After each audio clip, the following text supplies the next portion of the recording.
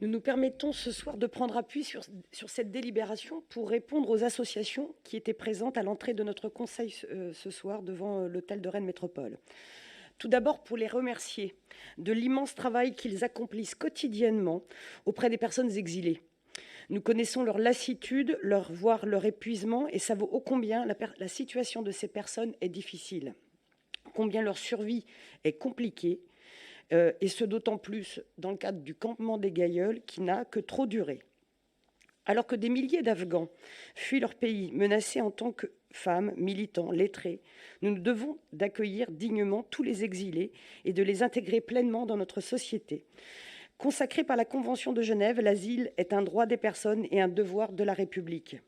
Malgré nos textes fondateurs et la Déclaration des droits de l'homme, dans les faits, les étrangers primo-arrivants sont souvent confrontés à une négation de leurs droits, victimes des agitateurs de peur, des dérives administratives ou d'une logique de tri qu'il nous faut dénoncer.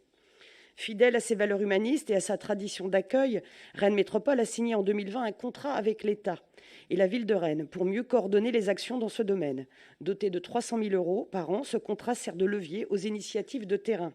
Le restaurant solidaire Yumi, qui favorise par la cuisine l'intégration sociale et professionnelle des réfugiés, est un exemple que nous devons multiplier.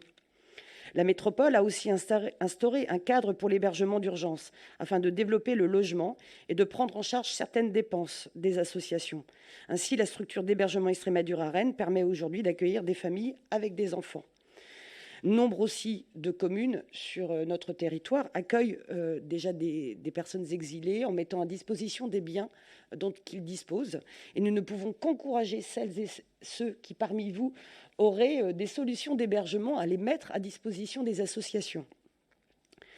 Notre soutien doit s'étendre à l'ensemble des personnes exilées vivant sur notre territoire, même hors du statut de réfugié, demandeurs d'asile en attente de traitement de leur dossier, déboutés à la recherche de solutions, et plus largement tous les migrants qui apportent leur diversité et la richesse de leur parcours dans nos communes. Alors nous formulons évidemment ce soir à nouveau notre demande de régularisation de tous les réfugiés au service de l'État. Leur donner des papiers, c'est leur permettre de se loger, de travailler, de se soigner et de vivre tout simplement. À l'heure où la Banque mondiale annonce 216 millions de réfugiés climatiques dans le monde d'ici 2050, Rennes Métropole doit résolument s'engager avec d'autres collectivités pour peser dans le débat national sur l'accueil et la régularisation des exilés.